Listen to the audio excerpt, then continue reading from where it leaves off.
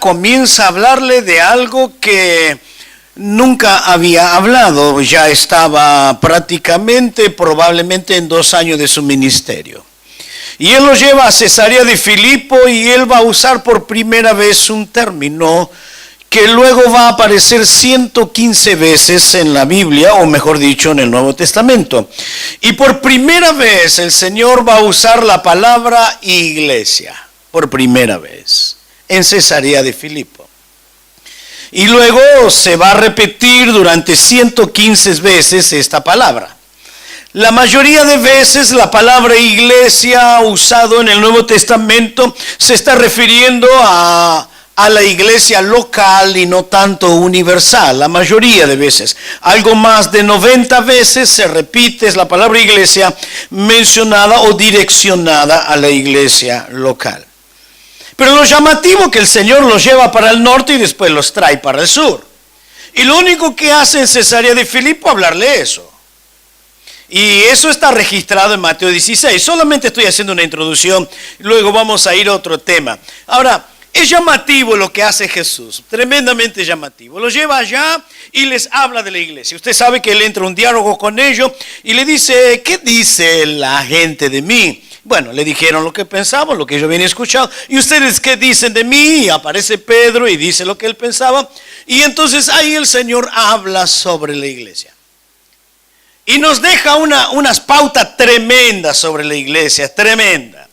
Y entre una de las cosas que el Señor dice, que Él colocaría, estaría fundada la iglesia sobre la roca, y las puertas del Hades no podrían triunfar sobre ella. Ahora la pregunta, ¿qué tiene que ver Cesarea de Filipo con esto? ¿Para qué lo lleva allá para decirle las puertas del Hades no prevalecerán contra ella? Y le dice, bueno muchacho, ya está, ya le dije lo que quería decirle, vamos para el sur ahora. Pero caminamos tanto para el norte para venir a decirnos, preguntarnos qué dice la gente, luego nos pregunta qué decimos nosotros, luego nos da una pequeña enseñanza sobre la iglesia, aparece la palabra iglesia y nos dice vamos para el sur. Pareciera bastante salido de juicios cabales. Pero lo que pasa es que el Señor lo lleva a un lugar que en Cesarea de Filipo estaba la inmensa roca, la gran roca, y que justo allí en el centro había una puerta, había un gran hueco en esa puerta, y en esa puerta se le llamaba la puerta del Hades. Se le llamaba la puerta del Hades, se le llamaba la puerta de la misma muerte. Entonces el Señor, lógicamente, que ahí nomás a su derecha, mirándolo de frente, a su derecha había una gran gruta, un gran hueco, donde estaba la adoración al dios Pan. Y luego en ciertos lugares más, en la parte de abajo, había 3 templos más de adoración a los dioses. Esto hasta el día de hoy está. Si usted va, usted lo puede ver hoy, actualmente, lo que le estoy diciendo. Usted lo puede ver actualmente. Entonces el Señor le está dando un mensaje tremendo y le está diciendo, yo soy la gran roca. Y las puertas del mismo Hades, aunque esta palabra es un poco discutida, pero no vamos a mirar teología hoy, pero tiene doble significado o una dirección de significado. Porque puede traducirse como la puerta de la misma muerte o la puerta del mismo infierno. Esta palabra, dependiendo la composición de la oración, es la cual vamos a aplicarle. Bien, pero entonces él está diciendo, fuere lo que fuere, ni la muerte ni el infierno podrán prevalecer. Y esa palabra prevalecer es interesante y eso es lo que quería dejarle. La misma puerta del mal no va a frenar la marcha de la iglesia. No va a frenar la marcha de la iglesia. Y por eso quiero felicitarles. Dios los ha traído hasta aquí 54 años. Y bueno, Dios tiene mucho más por hacer delante de usted para poder alcanzar muchas almas más. Muy bien. Yo quiero hablarles a ustedes, quiero compartir con ustedes un pasaje que lo encontramos en Éxodo capítulo 19 y lo voy a titular Un alto en el camino. Entonces yo quiero hablarles a ustedes en esta noche un alto en el camino. Un alto en el camino. Y siempre es bueno en la vida que todos nosotros hagamos un alto. Pero en este caso es Dios quien lo hace. Es Dios quien le hace un alto en el camino. Considero que hay algo muy paralelo como lo que estoy diciendo, un alto en el camino. Algunas veces Dios sale al encuentro en el camino. Dios sale al encuentro. Porque tiene algo que decirnos, porque tiene algo que cambiar, porque tiene que direccionarnos hacia otros lugares. Y Dios siempre ha salido al encuentro, como por el ejemplo, cuando Jonás iba a ir contrario o iba contrario, Dios le sale al encuentro a través del mar y le cambia el rumbo. Yo no sé cómo hizo el pez, porque si usted mira dónde él toma el barco, para dónde se direcciona, no sé a dónde lo vomitó. Si lo vomitó en el mar Mediterráneo o se fue por el Golfo, mamá mía, yo no sé, pero sea como fuera, lo mínimo que caminó Jonás fueron 400 kilómetros para Nínive. Porque la idea nuestra es que el pez lo vomitó en la orilla de Nínive. Nínive no tiene mar. Y lo más cerca que tiene Nínive son 400 kilómetros. Así que el pez lo vomita y Jonás tiene que caminar 400 kilómetros. Dios sale al encuentro para cambiarle el rumbo. No es muy agradable cómo cambia el rumbo, pero es un testarudo y bueno, Dios tiene que tratarlo así. Y con los testarudos Dios trata así y nos cambia el rumbo. Dios le cambia el rumbo a Elías también. Elías va por el camino más terrible, más difícil, más duro. Si usted mira por donde la Biblia dice por donde fue Elías, es tremendo. Parece que perdió la cabeza Elías. Camina por un lugar peligroso, malo, de soledad. Camina. Y Dios le sale al encuentro y le dice, hey Elías, ¿para qué estás haciendo acá? No, vuelve, y no le dice, vuelve por el mismo camino. Dios le muestra o le dice por el camino donde tiene que ir. Dios le sale al encuentro. Bien, pero no me voy a detener eso. Lo que yo quiero que observemos. Israel sale de Egipto, cruza el mar, entra en Etán. Etán es la entrada al desierto. Están parados en Etán. En Etán entra. Y en vez de irse por el camino de los filisteos, que sería costeando el mar Mediterráneo, ellos estarían en pocos días en la tierra prometida. Entonces Dios, en vez de llevarlo por el camino de los filisteos, que hoy es parte del camino de los filisteos, hoy es tierra de Gaza, tierra de los palestinos, donde está en conflicto con Israel. Ahí estaba el camino de los filisteos. Entonces, ¿qué hace Dios? Dios lo hace cruzar por el Golfo. ¿Para qué? No había necesidad de cruzar por el Golfo, pero son los caminos de Dios. ¿Para qué cruzar por el Golfo? ¿Para qué ir por el Mar Rojo? Bueno, son los caminos tremendos de Dios. Entonces le hace cruzar el Mar Rojo y empiezan a ir, caminar al sur y lo mete en el corazón del desierto. Por favor, grabe esto. Dios los mete en el corazón del desierto. Y entonces Dios los para acá y los tiene paradito, ahí un año.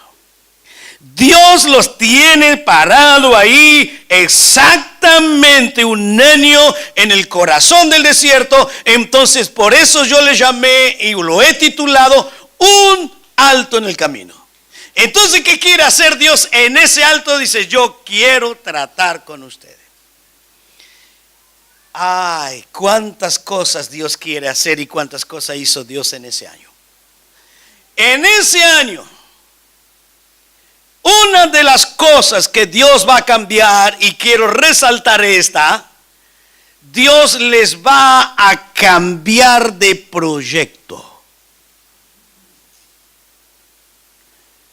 ¿Por qué Dios te para? ¿Por qué Dios te frena o alguna vez en la vida?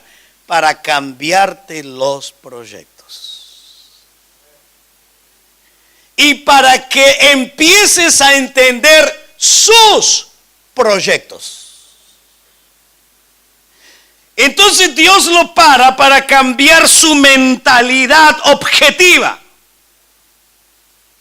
Entonces sus objetivos humanos son totalmente cambiados.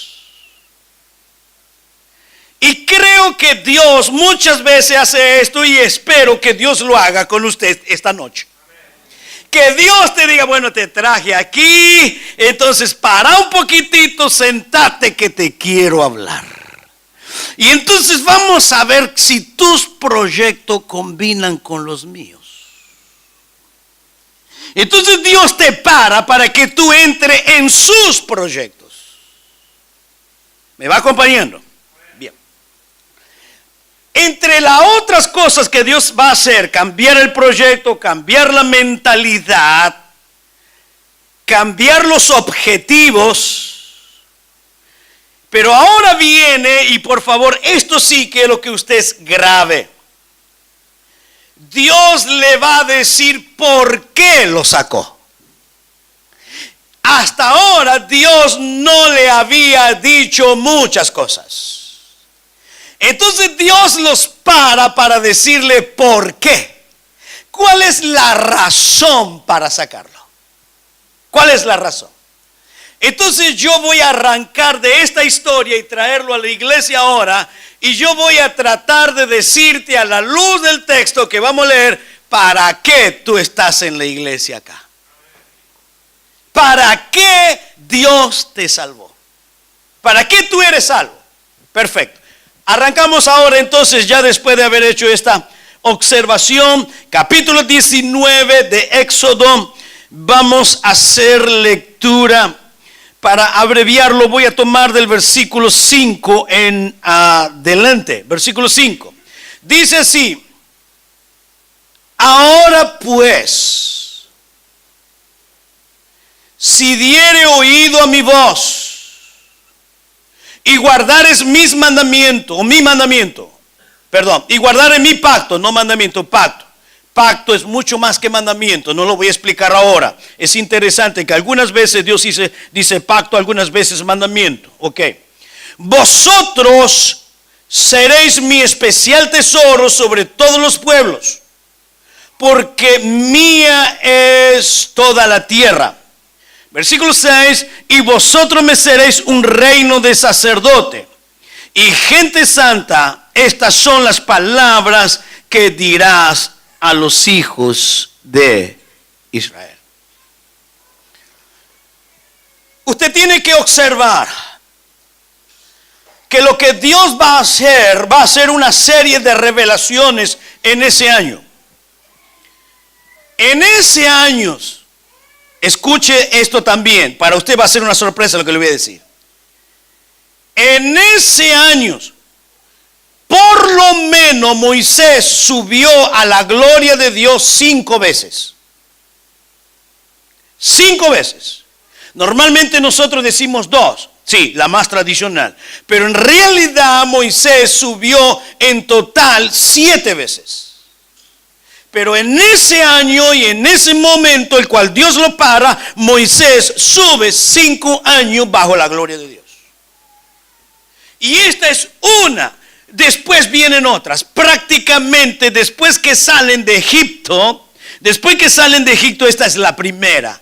Yo les explico algo, por favor, y ya entramos rápidamente al tema.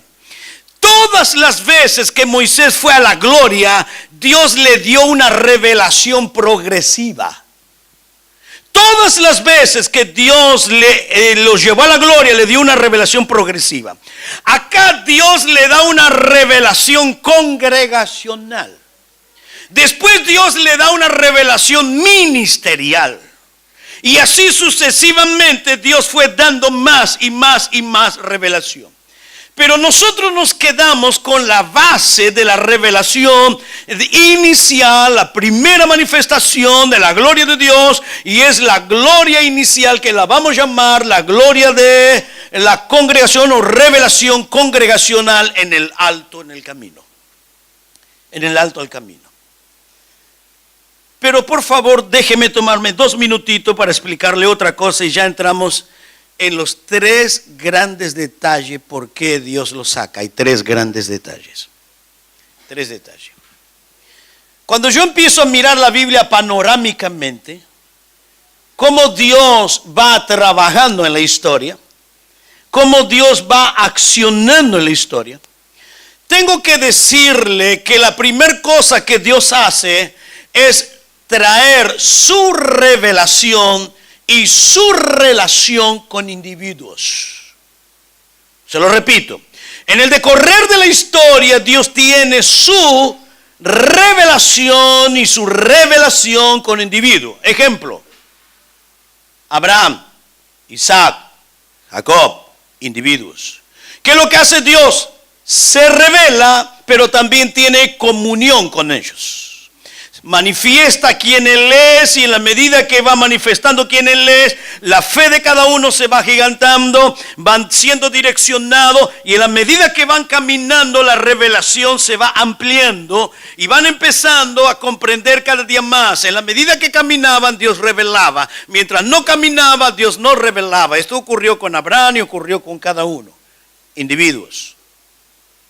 Pero luego, cuando empiezo a ver otro aspecto de la cara, y cuando empiezo a ver ahora en el libro de Éxodo, ya la revelación de Dios no es individuo, es pueblo. Entonces miro Génesis, es Abraham, es Isaac, es Jacob. Pero ahora llegó el capítulo 19 y Dios ya no es con un individuo, es con un pueblo. Y lo que acabamos de leer, lo que Dios acaba de hablar, yo tengo plan con el pueblo. ¿Va entendiendo? No es con un llanero solitario, es con el pueblo. Pueblo. Toda la iglesia, toda la congregación es pueblo. Y lo que acaba de hacer Dios aquí no es simplemente una palabra, es un pacto. Dios pacta.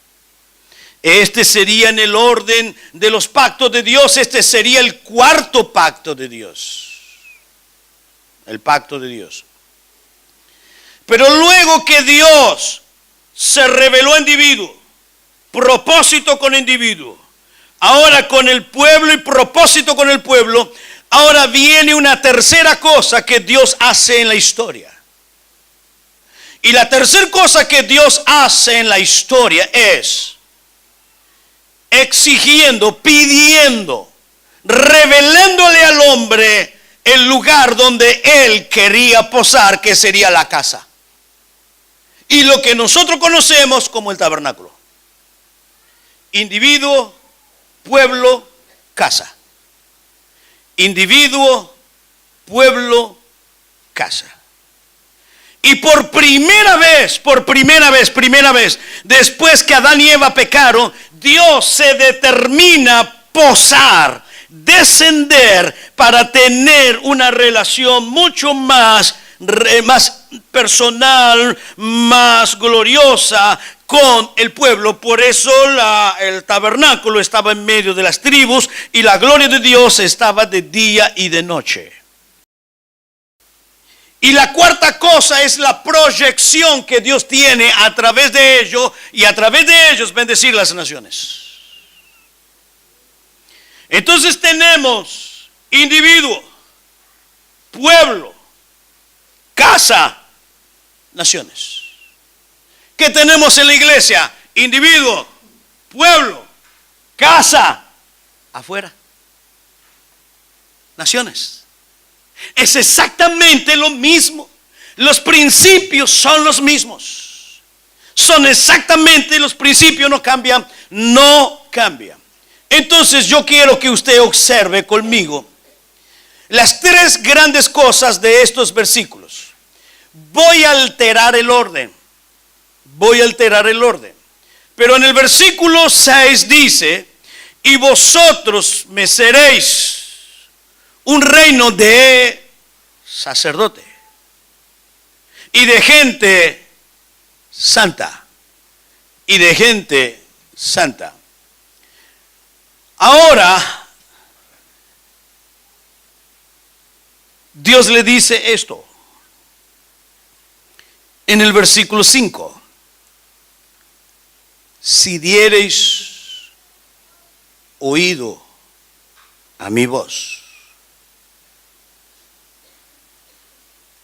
Muy difícil que en la Biblia, cuando use el término oír, esté separado de obedecer. Aunque aparece centenas de veces en el Antiguo Testamento. Inclusive el profeta Amós, usted cuando estudia el profeta Amós puede dividirlo por esta palabrita, oíd, oíd y oíd. Entonces es un llamado de Dios a oír, pero el contexto del oír es un llamado, obedezcan. El oír es estar predeterminado. Oír es predeterminado a obedecer lo que se va a hablar. El oír es estar predeterminado a obedecer lo que se va a hablar. Por eso ustedes van a ver oíd y después viene todo lo que quiere decir. Oíd y ahí le dice todo. Oíd y ahí aparece todo. Entonces todas las veces va a aparecer anticipando estas palabras oíd. Y eso significa luego hagan todo esto. Hagan todo esto. Siempre oír. Oye Israel, oír. Y luego lo encontramos en el Nuevo Testamento. El que tiene oído, oiga lo que el Espíritu dice a las iglesias. Entonces lo que yo quiero dejarles a usted en esta noche rápidamente, 3 cosas. Voy a hablarle de 3, guárdela porque para mí esto es tremendamente riquísimo y es la esencia del Antiguo Testamento con una nación que falló, pero es una riqueza con la iglesia también porque esto mismo luego lo podemos ver en la carta de Pedro. Allí en Pedro también va a mencionar esto en el capítulo 2, versículo 9. Vosotros sois pueblo escogido, real sacerdocio, nación santa, adquirido para anunciar las virtudes de aquel que nos llamó de las tinieblas a la luz. Ahora, son 3 cosas. Acompáñenme. Número 1, la primera cosa que está en el texto aquí es la posición. Voy a detenerme aquí, posición. ¿Dónde encuentro esa palabra que me indica la posición? Y esa palabra la encontramos en el versículo 6 cuando dice, vosotros sois un pueblo santo. Posición. Posición. Es la identidad que Dios le va a dar. La posición es la identidad. Esa posición, ser santo, significa separado. Ya les explico. Luego la segunda cosa que quiero dejarles en esta noche es la relación. La posición, la relación. Y la relación, el Señor le dice que ustedes serían un gran tesoro. Serían un gran tesoro. Un tesoro especial. Esto está direccionando que Dios los ama. Dios tiene el mayor interés, la mayor bendición para ellos. Ustedes serán un tesoro para Dios. Sería el gran tesoro para Dios. Eso está en el versículo 5. Por eso dije que iba a cambiar el orden. El 6 es la posición, que sería el versículo 6 donde dice santo. Luego la segunda cosa es la relación. Y luego la tercera cosa, se encuentra en el mismo versículo 6, después de dar inicio dice, y vosotros me seréis un reino de sacerdote. Luego la tercera cosa sería aquí la responsabilidad. Entonces me encuentro entre 3 grandes verdades: posición, relación, responsabilidad o propósito, como quiera llamarlo. Entonces me encuentro ante 3 grandes verdades que Dios está revelando con su pueblo y está dándole un grandísimo privilegio. Le está dando una identidad, una posición, luego le está dando una maravillosa relación y luego le da un propósito. Entonces tenemos que comenzar con esto y vamos a hacerlo lo más objetivo posible. Porque cuando entramos en el vasto campo de la posición es tremendamente grandísimo. tremendamente grandísimo. Y entonces lo que Dios va a usar aquí es la palabra santo. Y quiero fraccionársela de tres maneras esta palabra santo. Aunque yo les dé algunas indicaciones, voy a quedarme corto en toda la explicación de la inmensidad de lo que Dios quiere decirles en todo esto. Número uno, la palabra santo significa separación. Y en esa separación es para darle una calidad de vida. Ok, entonces Dios le está dando una posición, los arranca para darle una calidad de vida. Y esto es la iglesia, esto es tremendamente maravilloso. ¿Para qué estamos 54 años aquí? Porque Dios ha separado gente de un estado de miseria y de muerte para darle una calidad de vida.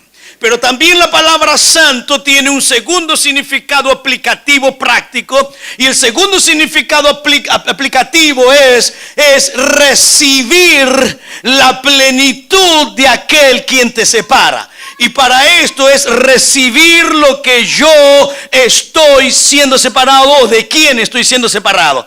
¿Cómo se explica esto? Moisés estaba en la gloria y cuando descendió el rostro resplandecía. Y esto es lo que significa santo: resplandecer, hacer visible aquel que te separó.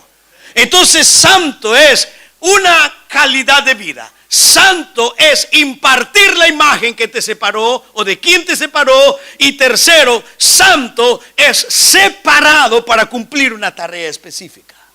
Los tres aspectos de la identidad, los tres aspectos de santidad es calidad de vida. 2, imagen celestial. 3, vivir para el alto propósito. Y quiero decirte esto, mis amados, quiero decirle, y por favor, grábelo también esto: tú no tendrás la totalidad de la felicidad si no vive para la razón por la cual Dios te salvó. Entonces lo que va a hacer Dios, le va a cambiar la mentalidad a ellos. Dios les va a cambiar la mentalidad. Ustedes ahora están para otro propósito. Ustedes están para otro propósito. ¿Y qué es todo este asunto de la identidad? La identidad me identifica quién yo soy. Se lo voy a sintetizar esto tan rico y tan profundo con un par de versículos. Le pido que usted vaya a la segunda carta de Pedro.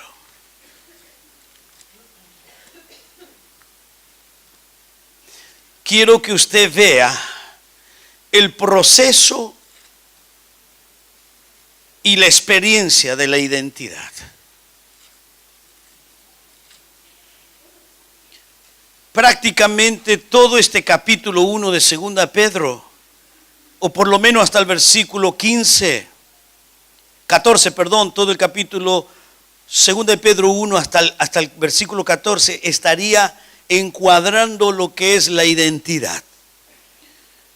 Pero como no es un estudio bíblico, pero yo tengo que explicárselos rápidamente, por favor, miren. Arranquemos con el versículo 2, dice: gracia y paz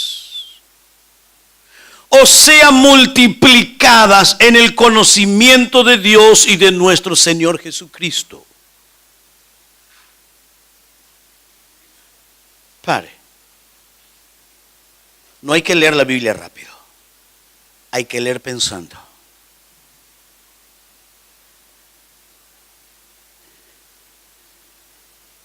Gracia y paz se multiplique. ¿En qué?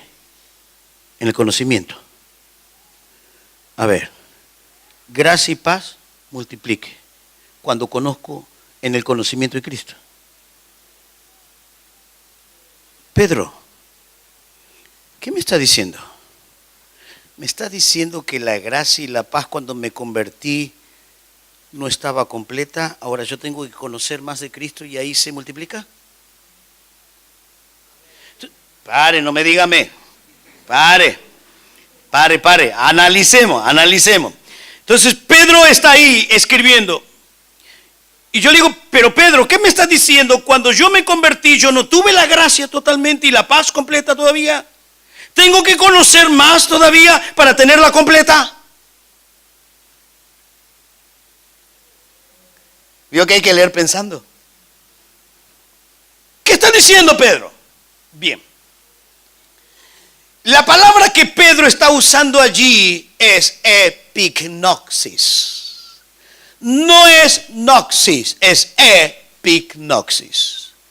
Noxis es conocimiento y epi es lo que viene de lo alto y lo que viene de arriba y es lo que se experimenta. Entonces Pedro está diciendo, cuando ustedes reciben el epignosis, viene de arriba y esto a ustedes le hace recibir la totalidad. Pero sigo con el problema. Entonces sigo con el problema. Me estás diciendo que se tiene que multiplicar. Sí, se tiene que multiplicar. ¿Pero qué? ¿No me lo dio completo? Sí, te lo dio completo. Pero ¿y entonces cómo arreglo este problema? Bien, se los explico. La cosa es, tú entras a la salvación. Tú entras. Y entonces te queda ante la gracia de Dios y ante la maravillosa paz y la experimenta. Dios te lo dio totalmente, Dios te lo dio en su totalidad, pero el problema es que tú todavía no tienes conocimiento y en la medida que lo vas conociendo te lo vas disfrutando, pero el problema no es que tiene que conocerlo porque Dios no te lo dio totalmente, no, tienes que conocerlo para experimentarlo. Dios te lo dio, Dios te dio la plenitud de la gracia, Dios te dio la plenitud de la paz, pero claro, te convertiste el domingo, el miércoles viene al estudio y el pastor da el estudio y dice, pero qué tremendo, qué bueno, ¿qué me dice que yo puedo orar a Dios y no necesito ni a María, ni a Pedro, ni a Pablo? ¿Puedo orar? Bien, conocimiento, me alegra más. Vengo el otro domingo y me dice, no, tú puedes entrar al lugar santísimo y hablar con Dios. Ah, ¿puedo? Sí, entonces se te aumenta el conocimiento y tú disfrutas más de la gracia y la paz de Dios, y por eso es bueno entrar en la inmensidad de la gracia de Dios. Esto es identidad. Entonces, en la medida que voy entrando en la palabra, voy dándome cuenta quién soy.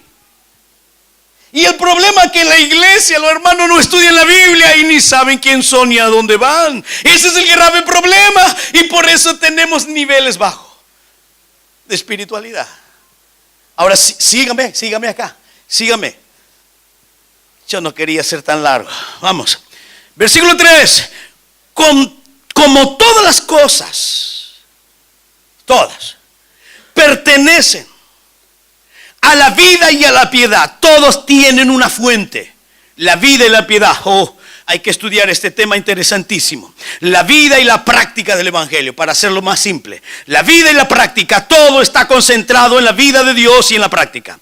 Nos han sido dadas. ¿Qué nos fue dado? ¿Qué nos fue concedido? La práctica y la vida y la práctica nos fue dado. ¿Quién es el anexo entre yo y Dios? Vamos. La vida y la piedad nos han sido dados por su divino poder. Aquel que nos llamó no para. Si estaría para es una cosa, pero como está por es otra cosa. Entonces me está diciendo que cuando Dios me llamó, hubo dos grandes elementos actuando: poder y gloria. ¿Qué estamos ministrando nosotros como predicadores? ¿Qué usted está ministrando como iglesia? Poder y gloria. Entonces el mensaje que usted está transmitiendo, y es lo que va a darle identidad a la gente, porque la gente no van a cambiar. No es que van a decir, yo dejo de fumar ahora. No. El poder y la gloria del mensaje va a cambiarlo y le va a dar una nueva identidad. Seguimos. Todavía no llegamos. Ahí estamos llegando. Por su poder, por su gloria. Mire lo que, mediante qué, vuelve a usar la palabra epignosis. Vuelve a usar este compuesto de la palabra epignosis. De aquel que nos llamó por su gloria y excelencia máxima. Y aquí llego al objetivo y cierro este pensamiento, si no me voy de más. Versículo 4, por medio de las cuales nos ha dado, nos dio por medio de estas cosas que estaba dentro de la revelación de la palabra, preciosa y grandísimas promesas para que por ella llegamos a ser, ahí está, ahí quería llegar, participantes. ¿De qué? De la naturaleza. Y esa palabra participante en el original significa socio. Entonces Dios es socio conmigo en lo espiritual. Oiga, abro el paraguas. No soy Dios ni soy Jehová Junior. Por la duda. De ninguna manera. Eso es una gran herejía. Eso es una gran herejía. De ninguna manera soy Jehová Junior. Jehová es único, absoluto y no hay otro. Ok, lo que me está diciendo el texto que ahora ese estado de muerte pasa a tener vida y ahora tengo identidad espiritual. Empiezo a tener una gran identidad espiritual, un grandísimo privilegio de tener la identidad espiritual, y esto me coloca en una posición tremendamente maravillosa, porque la identidad me va transformando a la imagen de aquel que me llamó. No puedo decirle más de la identidad, es muy largo, es muy extenso, es muy amplio, muy rico, muy contundente. Pero sí déjeme cerrar con este pensamiento sobre la identidad. Una de las grandes cosas de la identidad, entre todas las posiciones maravillosas que me coloca como hijo de Dios, es tener la paz. Entre una de las cosas que ahora paso a tener como identidad, la paz es la que me va a llevar a un estado de relación, porque lo que yo soy es la manera que me relaciono, ¿ok? Lo que yo soy es lo que me relaciono. Me relaciono con la iglesia, lo que me relaciono con mi esposa, lo que me relaciono con mis hijos, es lo que yo soy. La esencia de lo que yo soy es la manera que yo voy a tratar, voy a hablar, voy a pensar, etcétera. Es la paz. La paz es colocada en la Biblia de diferentes acciones activas en la vida del ser humano. Pero voy a darte una sola nada más aquí para definirte y para que tú entiendas lo que significa paz en la Biblia. O qué es la paz para un judío en aquel tiempo. Aunque en el hebreo hay varias palabras. Está la palabra shalom, está la palabra salem. Por eso de ahí viene la palabra Jerusalén, Salem, shalom, salem. Pero quiero decirte esto, que cuando Pablo escribe en Romanos capítulo 5, versículo 1, me está hablando de la paz para con Dios, que es la primer gran experiencia entre el perdido y el salvo, y es lo que va a ser parte de mi carácter para toda la vida. Y la palabra paz en el hebreo tiene la esencia de revelar, es estar completo. Completo. Entonces, cuando una persona tiene paz, está completo. Esta es la idea de la paz en hebraico. Y entonces todo judío, cuando está diciendo paz, por ejemplo, todos los judíos se saludan con la paz, pero no es un simple deseo, es más que un deseo, es una posición a la que tú tienes que tener. Este saludo va mucho más allá. Yo te digo paz del Señor en la iglesia, pero es mucho más allá, es muy rico en el sentido que te estoy declarando, te estoy instando a ti que seas completo. Sea completo, y esta es la identidad. Esto es la maravillosa identidad. Dios nos da una gran identidad. ¡Qué privilegio! ¡Qué privilegio! Yo quiero preguntarte en esta noche, ¿qué te está preocupando? ¿De qué te desespera? Si estás completo. ¿De qué te desesperas? ¿Solucionas algo? Cambia las cosas desesperándote. De ninguna manera. El apóstol Pablo dice: la paz de Dios que sobrepasa todo entendimiento, ¿qué ella va a hacer? Guardará vuestros pensamientos y vuestros corazones en Cristo Jesús. ¿Sabe lo que me imagino cuando leo ese texto? Lo que me imagino cuando leo ese texto: el gran baúl se llama paz, y dentro de ese baúl están mis pensamientos y mi corazón. Por eso dice: la paz de Dios guardará. Quiere decir, no es que tengo paz, estoy dentro de la paz. Alabado sea Dios, eso es identidad. Estoy dentro de la paz de Dios, y esa paz sobrepasa. Esto es una identidad. Qué maravilloso es esto. Pero no me detengo más, vamos. Luego viene la relación. Luego viene la relación. Después de tener la identidad, ahora mantengo la progresión de la relación. Bien. Déjeme colocarla en 3 niveles. Podemos hacer muchas maneras y enfocarla de muchas maneras, pero lo voy a hacer muy rapidito. La relación como salvo,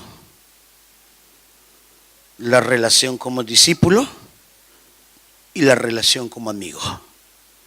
Entonces mi primera relación con el Señor viene como salvo. Ahora restaura mi relación, lo que me interrumpe, que se llama pecado, me lava en Cristo Jesús mis pecados y ahora soy salvo. Pero ahora viene la segunda etapa de la relación, y este es un gravísimo problema de la iglesia contemporánea. ¿Cuál es el gravísimo problema de la iglesia contemporánea? No discipula. Y en realidad la orden del Señor Jesús, según Mateo 28, id y haced discípulos. La prioridad es transmitir la palabra. La realidad no es simplemente traer un mensaje evangelístico, es traer el todo de Dios. Este pasaje que yo acabo de leerlo, Pedro lo usa luego en su segunda carta. Y cuando dice que anunciéis las virtudes, cuando él usa 2 palabras: anunciar virtudes, ¿qué significa? Anunciar, anuncien todo, las virtudes de Dios, perdón. Anunciar, no es todo. La palabra anunciar significa: vayan afuera y que todo lugar sea lleno. Esa palabra anunciar es exangelio. Que de ahí viene la palabra evangelio. La palabra que usó Pedro es exangelio, y esa palabra salir, angelio, anunciar, salir a anunciar a todos lados. Por eso de ahí viene la palabra éxodo, exangelio. Ex significa salir, jodo, camino, y por eso éxodo es camino de salida. Y de ahí viene la palabra iglesia, que en el griego es ek, y que significa eclesia. También tiene la preposición salir en asamblea, pero no solamente para hablar, es para anunciar. Entonces tenemos 3 niveles. Y el problema preocupante de nuestros días es este: que la iglesia no se prepara para salir.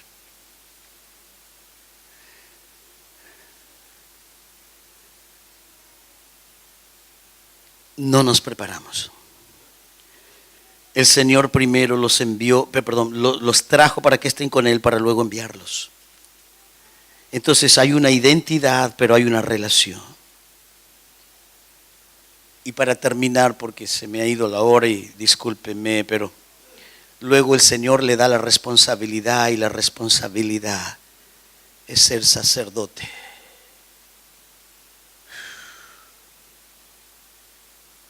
Usted lee la palabra sacerdote, nada más, pero hay cientos de cosas que Dios está diciendo ahí en esa palabra sacerdotes. Pero yo te voy a decir 2 cosas nada más de esa palabra sacerdote. Esa palabra sacerdote es estar ante Dios intercediendo en favor de.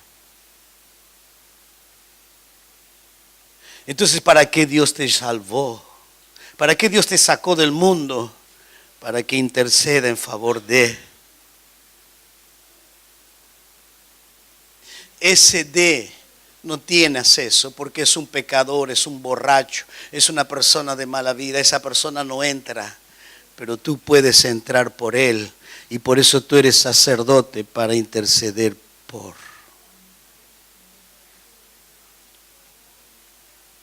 Los grandes avivamientos no llegaron con gente indiferente, sino con gente quebrantadas, que lloraron por las almas perdidas.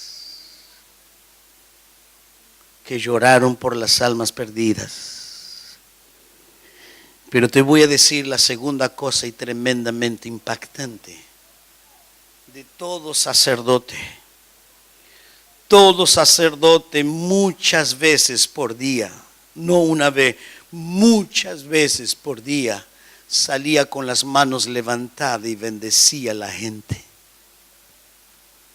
Y le decía: Jehová te bendiga, Jehová te guarde, Jehová haga resplandecer su rostro sobre ti y ponga en ti paz.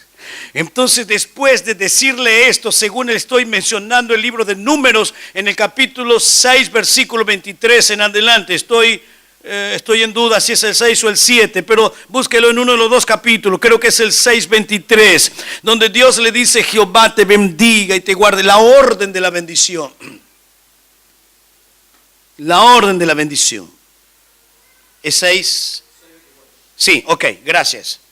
Ahí en el 23 le da la orden, el 24 comienza a hacerlo, y luego cuando termina ahí el pasaje, cuando termina, y usted, mire lo que dice Dios ahí, y pondrán mi nombre sobre la cabeza de ellos. ¿Quién es el que pone el nombre sobre la cabeza del pueblo? Son los sacerdotes, la iglesia. Y entonces termina diciendo: yo los bendeciré. ¿A quien Dios le da la prioridad de la tarea de bendecir? La iglesia. La iglesia lo hace. Hermano, la iglesia es el canal de bendición para las naciones, para los individuos, para las vidas, para las personas. Entonces Dios te salvó para darte una identidad. Dios te salvó para mantener una comunión de revelación. Y Dios te salvó para que seas una bendición. Y no solamente en la iglesia, fuera de la iglesia. Dios tiene grandes propósitos con la iglesia. ¿Cuántos de ustedes, tal vez en estos días o en el decorrer de algunos meses, ha sentido que Dios lo está llamando para algo? Hace unos años atrás, estábamos en la provincia de Misión, en la ciudad de Oberá específicamente, y estábamos realizando lo que nosotros le llamábamos la Semana Misionera. En aquellos momentos teníamos 2 eventos anuales: la Conferencia Misionera y la Semana Misionera. La Semana Misionera era específicamente para estudiar la Biblia. Y para todos los que tenían un llamado y para todos los que ya estaban sirviendo a Dios, para ir direccionando los estudios bíblicos hacia esta tarea del servicio a Dios. Pero recuerdo como que si fuera hoy aquel momento de esos años atrás. En un momento tremendamente glorioso donde Dios nos estaba ministrando y estábamos llorando en la presencia de Dios, doblando nuestras rodillas. Era tan maravilloso la gloria de Dios. En aquella tarde teníamos un joven que era en aquel momento un alumno del seminario de Brasil. Pero también teníamos una joven de Brasil. Y fue tan maravilloso el ministrar de Dios aquella tarde. Y los dos estaban siendo hospedados en mi casa. Cuando volvimos para casa, la joven me dijo: yo vuelvo a Brasil y me preparo para servir en la obra misionera. Y es exactamente lo que ella hizo. Volvió a Brasil, se preparó en la obra misionera. Y se fue al campo misionero en una de las tribus, de las 230 tribus que hay en el Amazonas de Brasil. Ella está ahora actualmente con su esposo sirviendo a Dios en las tribus del Amazonas. Por circunstancias soberanas de Dios, los misioneros que estaban allí tuvieron un accidente y murieron, y ella quedó al frente de la obra del Señor. Y Dios la está usando de una manera extraordinaria por más de 20 regiones donde están las tribus de la tribu Cayapó. Y aquel joven que también estaba aquella tarde bajo la misma maravillosa gloria de Dios, hoy es un pastor apasionado por las misiones y es un promovedor de las misiones. Dios lo ha usado tremendamente en el decorrer de su ministerio. Una reunión donde la gloria de Dios se hizo presente. Dios nos da una identidad. Dios nos da el privilegio de estar en comunión, pero Dios tiene un propósito. Dios tiene un propósito mucho más allá de lo que tú imaginas. Y te invito, por favor, que te coloques de pie ahora.